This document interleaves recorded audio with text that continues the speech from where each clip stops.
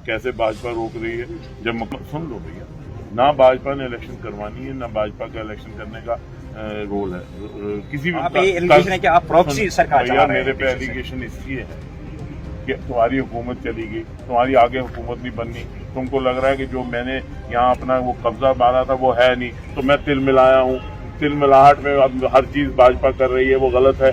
क्योंकि आपको लग रहा है कि आपकी नौकरी चल नहीं रही, अब आपको नौकरी मिलनी नहीं, लोगों ने आपको नकार दिया है, आप पहुंच गए हैं 3% पे, 4% में, आपका पॉलिटिकल वजूद खत्म हो चुका है, आप कहीं खड़े नहीं हो रहे, तो अब आपको सब कुछ गलत दिख रहा है। और अगर आपके हिसाब से चले तो सब कुछ ठीक है। आज इनको जो ये बोल रहे हैं ना, इनको आज दिल्ली कहना कि भैया तुमको नौकरी दे देते हैं यहाँ पे, ये जाके दिल्ली के आगे लेट जाएंगे, रोज लेटते हैं वहां रोज लेटते हैं, ये यहीं आके लोगों को गुमराह करते हैं। लेकिन लोग अब समझ गए हैं इनकी दोगली पॉलिसीज को, तो कोई इनको सीरियसली नहीं लेता, आप भी सीरियसली ना रुक जाओ भैया। सुन बात, आपने सवाल बड़ा बड़ा कर दिया, अब जवाब सुनने का भी मादा रखिए ना। अब जवाब ये तो नहीं हो सकता कि जो आपको सूट करता वही जवाब आ जाए। तो कश्मीर के हालात 5 अगस्त 2019 के बाद सुधरे हैं।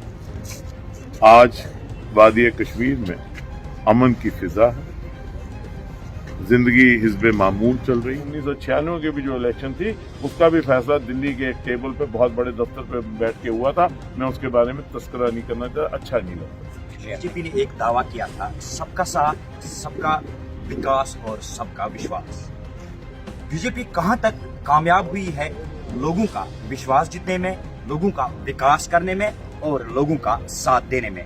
इसी के लिए हमारे साथ बात करने के लिए मौजूद है भाजपा के कदावर लीडर देवेंद्र सिंह राणा जी।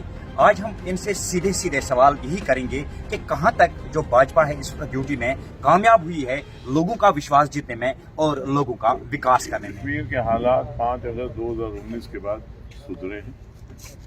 आज वादी कश्मीर में अमन की फिजा है, जिंदगी हिज़्ब मामूल चल रही है, आतंकवाद का बोलबाला खत्म हो रहा है, आतंकवाद की लड़ाई पे काबू किया गया है, जो इकोसिस्टम है उसको तबाह किया गया, खत्म किया गया है, उसको टेररिज्म का इकोसिस्टम जो है, और जो टेररिज्म के सिंपथाइजर्स हैं उनको जीरो टॉलरेंस के साथ टेररिज्म को उखाड़ने के लिए एक कोशिश करके एक अमन की फिजा लाई।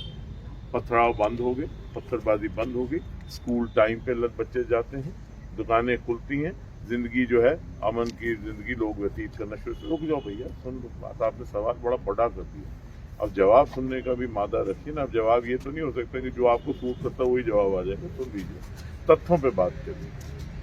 जहाँ तक डेवलपमेंट, जहाँ तक जम्मू कश्मीर के हालात का सवाल है, तरक्याती काम जो है उनमें एक तेज रफ्तारी आई है, पारदर्शिता आई है, बिल्कुल एक ट्रांसपेरेंट गवर्नेंस मिली है, और उस ट्रांसपेरेंट गवर्नेंस के चलते कुछ लोगों को कष्ट जरूर हो रहा है।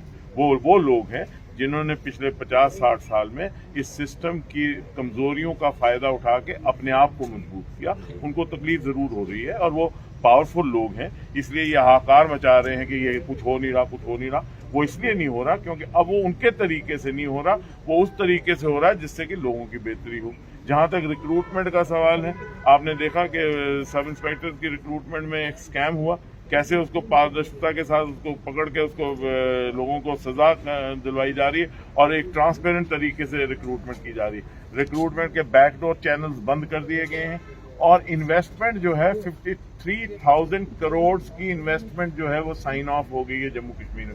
अगले 5 साल में आप देखेंगे जिस किस्म का इंफ्रास्ट्रक्चर बन रहा है, जिस तरह का डेवलपमेंट हो रहा है, जिस तरह के पावर प्रोजेक्ट्स में इन्वेस्टमेंट हो रही है, जिस तरह के इंडस्ट्रियल इन्वेस्टमेंट आ रही है, जम्मू कश्मीर जो है वो वाकई ही नॉर्दर्न इंडिया का सबसे मजबूत तरीन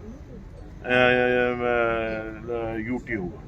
सर, जिस तरह है कि यहाँ पे जो वोटर फेहरिस्त की प्रक्रिया है वो भी मुकम्मल है, और डिलिमिटेशन का जो हदबंदी का मामला है वो भी मुकम्मल हो चुका है, उसके बावजूद आप पे यही एलिगेशन लगती है कि भाजपा खुद यहाँ पर जो असेंबली इंतखाबात कराने में देर कर रही है। क्या नाम है?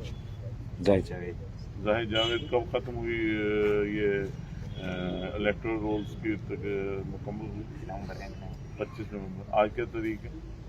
10। कितने दिन हुए? 15 दिन। 15 दिन हो गए। तो कैसे भाजपा रोक रही है जब मुकम्मल? सुन लो भैया, ना भाजपा ने इलेक्शन करवानी है, ना भाजपा का इलेक्शन करने का रोल है, किसी भी पॉलिटिकल पार्टी का इलेक्शन कराने का। तो इलेक्शन जो है वो इलेक्शन है, वो होती है केवल और केवल इलेक्शन कमीशन ऑफ इंडिया ने फैसला करना कब इलेक्शन होंगे। जहां तक भाजपा का सवाल है, भाजपा वचनबद्ध है कि यहाँ इलेक्शन होनी चाहिए और हम लोग हमेशा तैयार हैं इलेक्शन के। लेकिन आप ये एलिगेशन है कि आप प्रॉक्सी सरकार चला रहे हैं। मेरे पे एलिगेशन इसलिए है कि तुम्हारी हुकूमत चली गई, तुम्हारी आगे हुकूमत नहीं बननी, तुमको लग रहा है कि जो मैंने यहाँ अपना वो कब्जा मारा था वो है नहीं, तो मैं तिल मिलाया हूँ। तिल मिलाहट में अब हर चीज भाजपा कर रही है, वो गलत है, क्योंकि आपको लग रहा है कि आपकी नौकरी चल नहीं रही, अब आपको नौकरी मिलनी नहीं, लोगों ने आपको नकार दिया है, आप पहुंच गए हैं 3% पे, 4% में, आपका पॉलिटिकल वजूद खत्म हो चुका है, आप कहीं खड़े नहीं हो रहे, तो अब आपको सब कुछ गलत दिख रहा है। और अगर आपके हिसाब से चले तो सब कुछ ठीक है। आज इनको जो ये बोल रहे हैं ना, इनको आज दिल्ली कहना कि भैया तुमको नौकरी दे देते हैं यहाँ पे, ये जाके दिल्ली के आगे लेट जाएंगे। रोज लेटते हैं वहां रोज लेटते हैं, ये यहीं आके लोगों को गुमराह करते हैं। लेकिन लोग अब समझ गए हैं इनकी दोगली पॉलिसीज को, तो कोई इनको सीरियसली नहीं लेता, आप भी सीरियसली ना लिया करें। अगर आइंदा इलेक्शन में एनसी चाहेगी कि मैं बीजेपी के साथ कोalition सरकार करूं, क्या आप फिर उसके लिए तैयार हैं? भैया किस बात की एनसी कहीं दिखनी नहीं है, क्या हो गया आपको? यहाँ बीजेपी की सरकार बननी है और बाकायदा बीजेपी के पूर्ण बहुमत की सरकार बनेगी। आप वक्त आने दीजिए, आप खुद देखें।